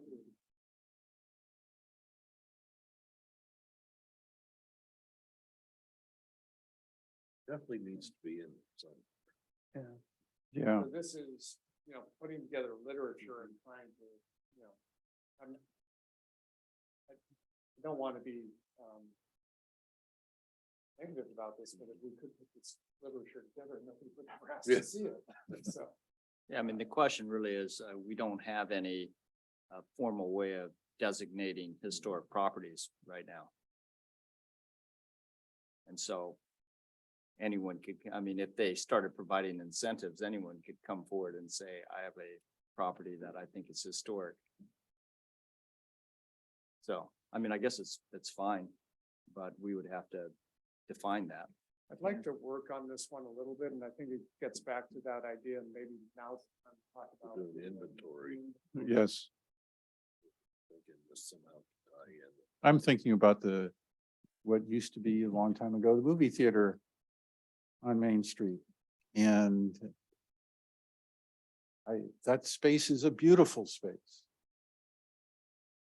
I guess what we have to decide is what's historic and what's not. I mean, are we talking, because it's 100 years old, does it automatically make it historic, or does the facade make it historic, or the former use? I think we're all historic.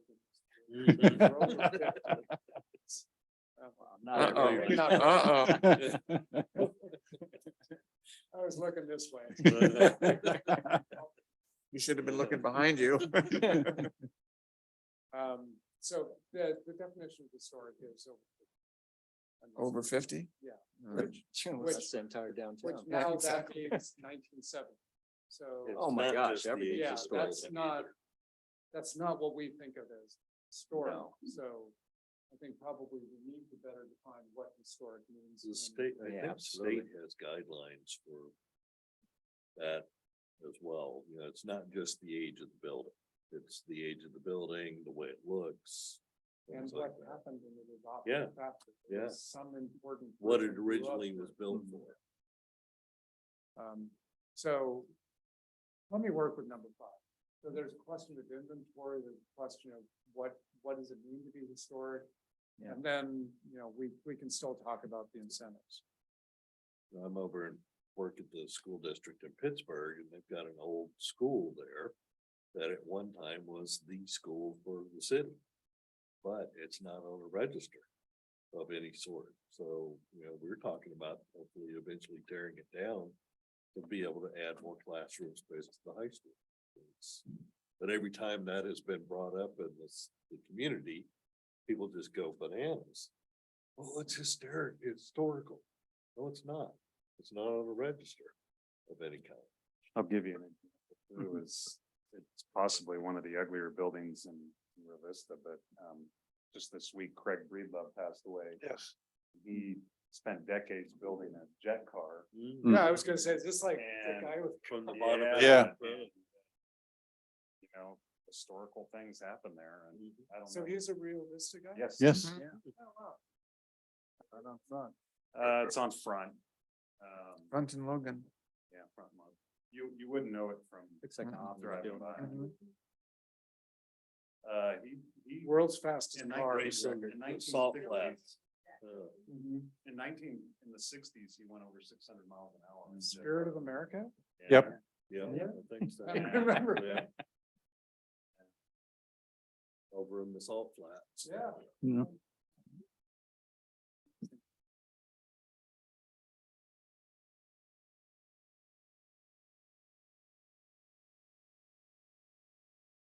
Dig deep enough, you're gonna probably find out some interesting things. Just have to talk to Phil. He'll make it up for you.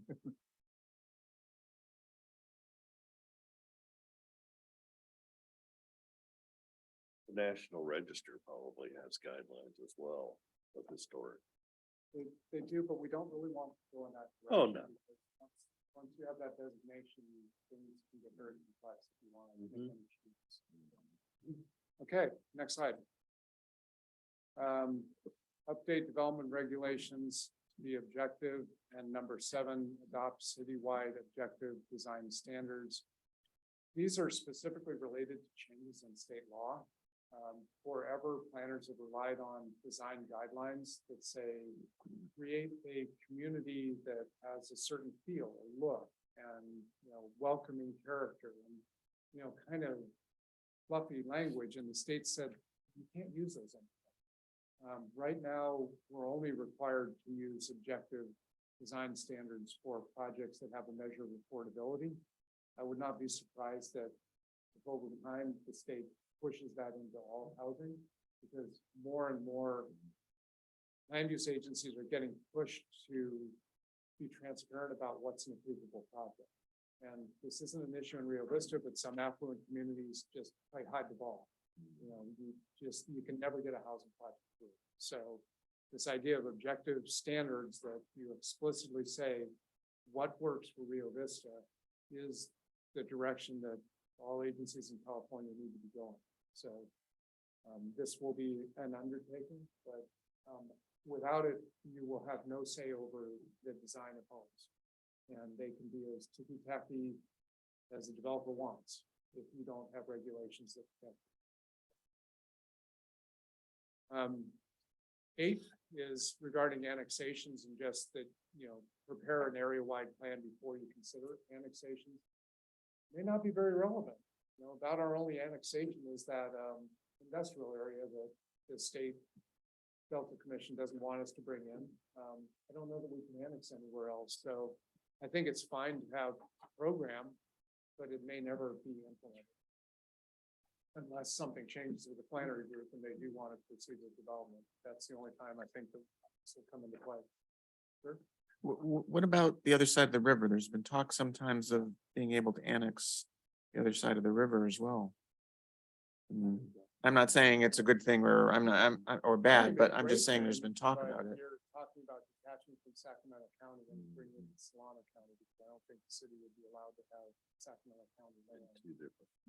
Yeah, because that's the county board too. Well, there's some cities in some states where the city is on both sides of the state line, so I don't know what a county thing would have to do with it. I suspect the city was there before the state line. is my I guess. don't know. Yeah, I don't know. I think that it may be a situation, I'm not aware of that, but One of the cities in I've played with Eastern Sacramento Tennessee County. is. they're not fun. They're the big dog. I hate to let you know that. So I mean, I'm just, candidly, I think it's highly. But, you know, I think that if there was a reason, if the property owners were very interested and it made sense because we could provide some services that they can't get anywhere else. That is could make interesting. sense. That Because is, I'd say that most of the people on that side feel completely neglected by Sacramento County. yes, that's what I would say. Sacramento would give it away Yeah, Cause they're so far. because they're not so far providing down the services today. the corner. I think there's something to it. I think you should have Phil talk to Sacramento County because they really like. He championed three Wow. incorporations in Sacramento County, so. well, there's a part of Sherman Island that our fire department.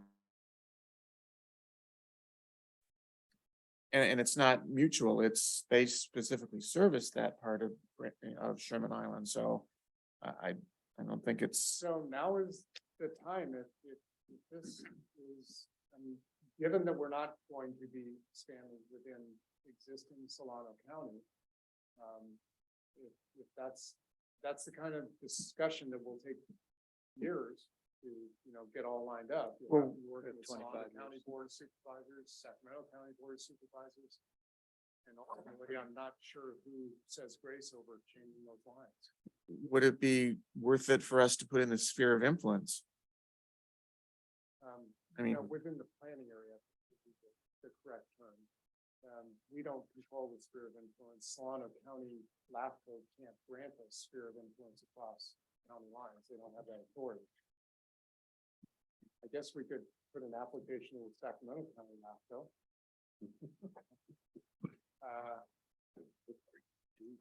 I'm not trying to open a can of worms, but I would just, I mean, it's there and there's lots of cities that, have a river crossing through them as well, and I don't know why Rio Vista could or shouldn't be any different. I brought this up before is Beach Drive isn't incorporated either. A lot of it isn't. It kind of ends at the Army base once you get the Coast Guard and what is interesting is the Coast Guard in Sandy Beach is all tied into our sewer and some of our infrastructure, but that is not our city. And services like fire and everything are, they can't go out there. So that's an interesting. That lands in our sphere of influence. That makes, it's in our sphere, not in our city Yeah, limits. right. Our sphere goes out. So that's an area where, working with the county, I don't know why the county would have any great love for that land. It's hard for them to serve, so.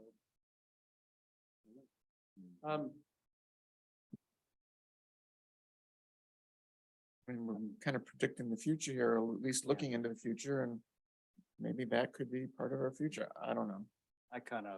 I agree. I mean, we're servicing them from a fire department perspective already. I speak to Where people is that that? live out on, Across the river? Yeah, Sherman Island. and then all the way down Sherman Island, the people that live down there, they tell me all the time, they get zero service from Sacramento County. And they scream and yell about the traffic and, accidents that occur and nothing ever happens. And so I think there would be potentially an interest. That goes I up wonder to if there's a Alton though too. potential- Alton Yeah. doesn't get any county services, yeah. You're picking and choosing, are you? Yeah. We're gonna have little dots out there. Newly incorporated Sacramento City, there would be something of a sister city to Rio Vista. Would be a different option that you could have very close relationships for infrastructure, for services. You could function like a city, but just be two cities. Twin Cities of California. Yeah, the problem is that the area we're talking about, there is no central place. So it's just basically farmers and farmland is what we're talking about. We're not east. But that's kind of how the city grew. We took farmland on anyway, so and that's no different. It's just over there. Well, and there must be around 20 homes that are on the other side of the levee, right? On the eastern side of, As you're going toward Indiana. yeah. Yeah.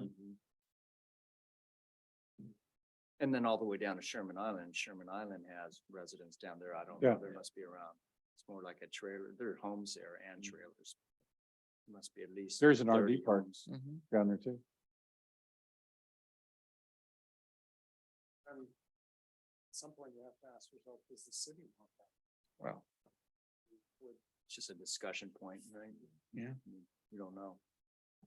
Okay, I've got it in the notes. We'll do a little digging at the staff level. Next. Ah, that beautiful slide. So what are we doing next? We're going to work on preparing a land use element. Our goal is to have that for the next meeting. If, you know, these meetings come actually very fast for us. They feel like we get out of one and we're on to the next one already. You probably have the same feeling. We're going to, well, that's interesting. Writing of draft open space and goals. That's just a holdover. So that should be, public facilities. So we're going to be working on public facilities, not, that's just old language, open space and recreation. We're swinging into, public facilities and services next. So we're hoping to get one or both of those to your next meeting. But the next one after land use will be public facilities. So we'll start talking about water, infrastructure and services. So I'm through talking. okay. Make it official. I thank everybody for being here tonight. And I want to thank Lisa Heckman for filling in for me last month, and her father is gravely ill. And so our thoughts, hopefully, and prayers are going her way. So just wanted to mention that. If there's nothing else, then meeting's adjourned. Thank you.